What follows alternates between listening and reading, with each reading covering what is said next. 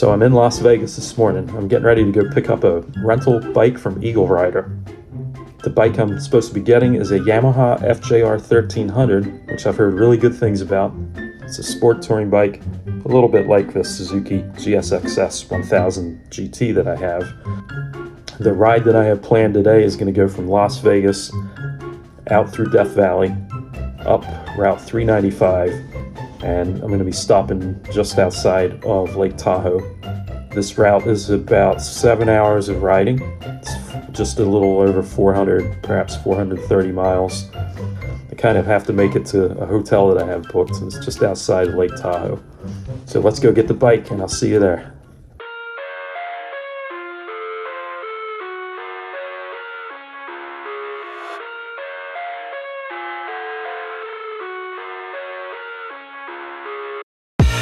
I live inside my own world of make-believe.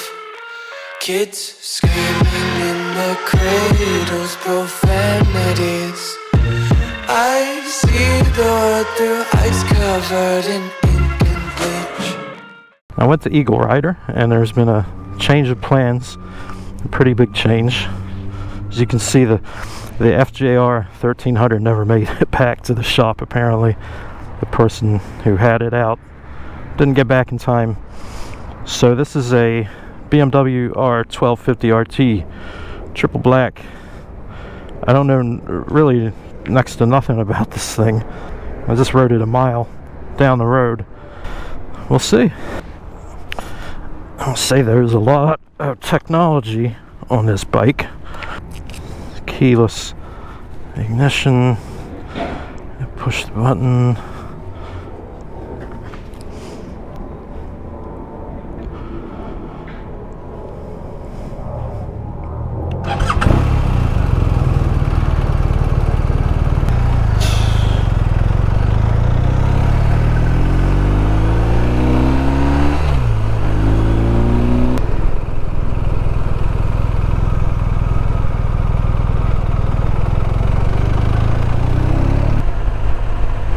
So coming from the Suzuki GSX S1000 GT, this is the first thing. Well, like I said, the first thing you notice is the engine going back to a 2-cylinder.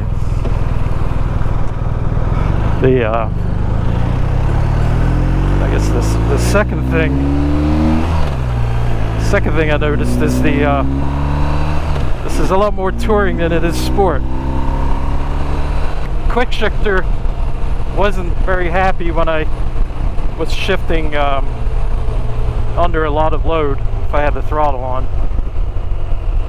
It's a little clunkier than the Suzuki. This is definitely a touring bike. It's super comfortable. The seat height is pretty much identical to the Suzuki.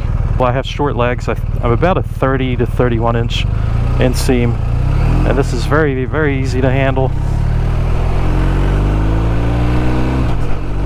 Let's see, the shifting is, I'm going to try and find that sweet spot for the quick shifter shifting up. I think I'm going too low. I don't know. It's not great. Something that is great on this bike is the wind protection.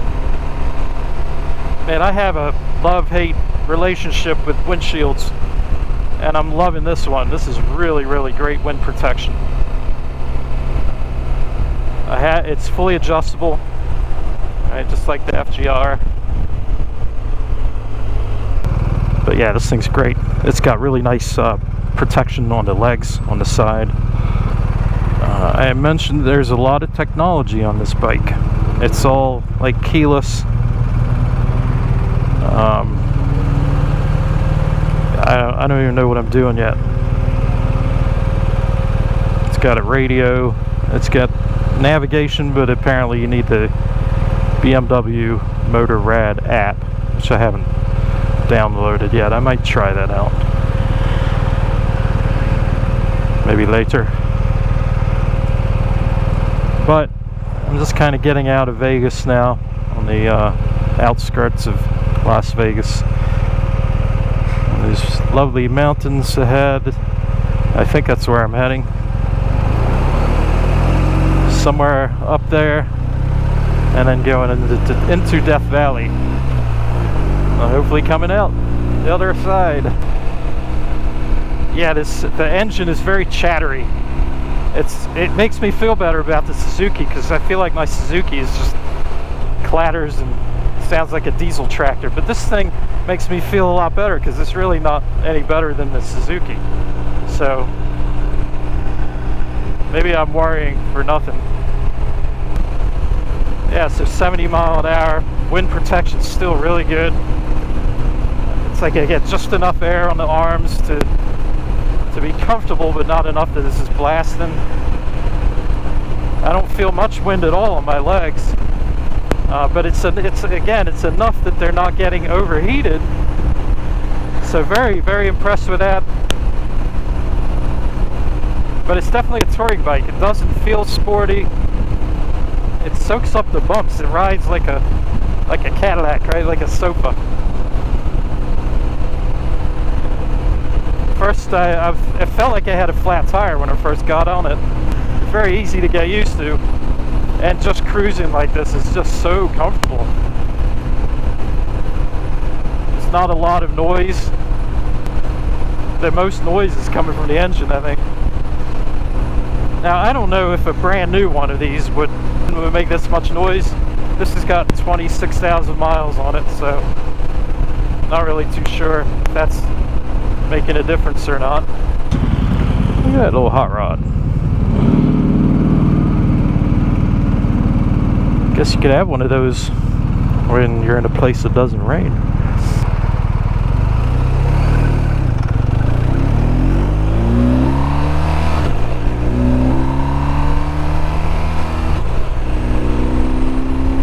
Yeah, this quick shifter is this jerky. I don't know. Maybe just at the lower gears.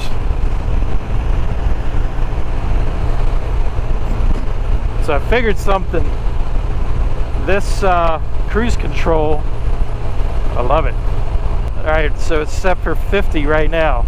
And this icon here will a car will appear in that icon when you're behind somebody.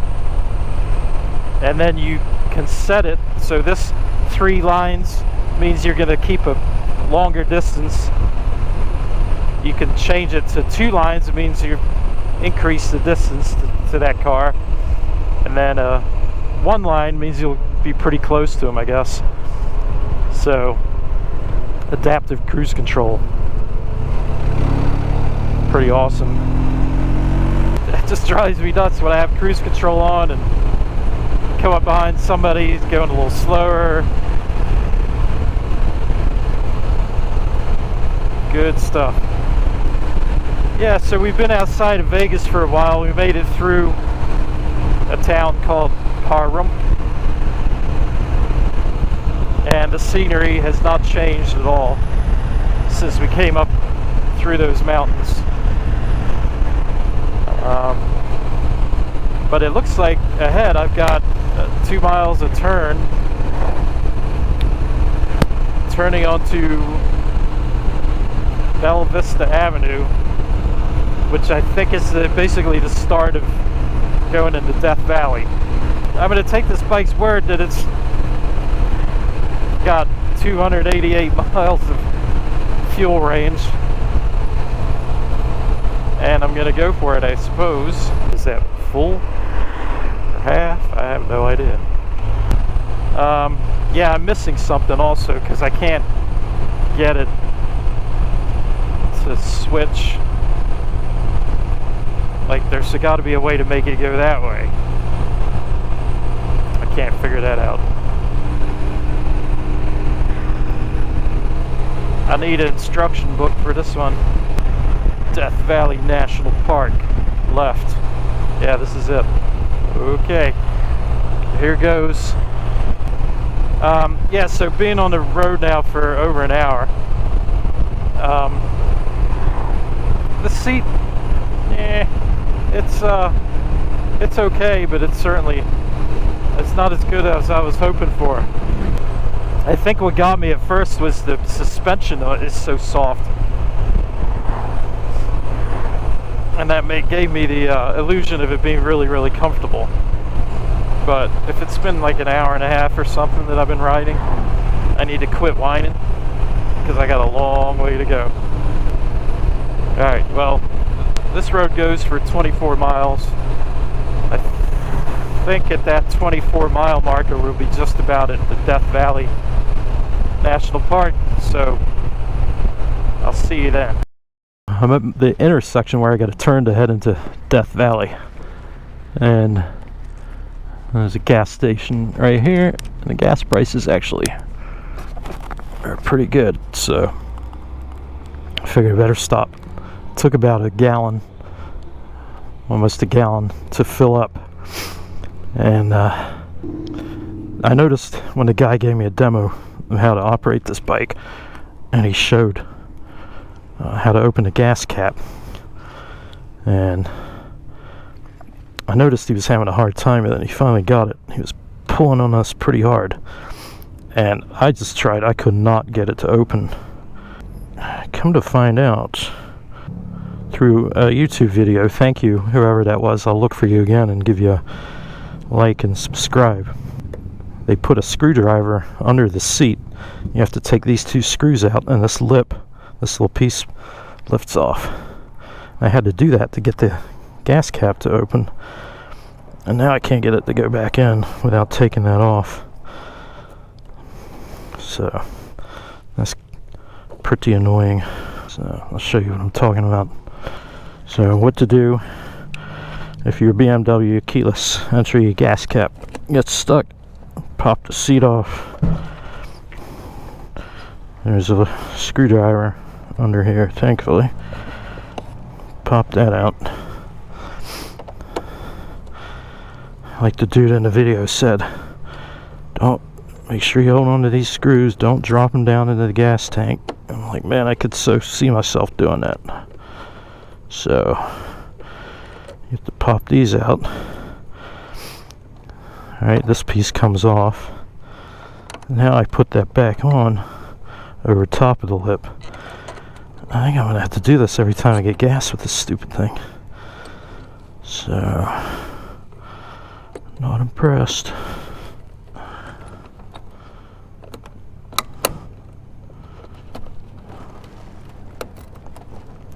God, look at that. I gotta take it back off. Phew, that's no fun. Alright, so lift it up, put the thing down, put this over top of it, put the screws back in. I guess hold that down to make sure that gas tank, the cap doesn't pop out while I'm doing this. There you go. Alright. Okay. Now it's working. Maybe it was just on there weird. Anyway, at least I know how to do that if I need to again. And it doesn't take long. It's kind of a silly thing to have to do. Alright, back on the road.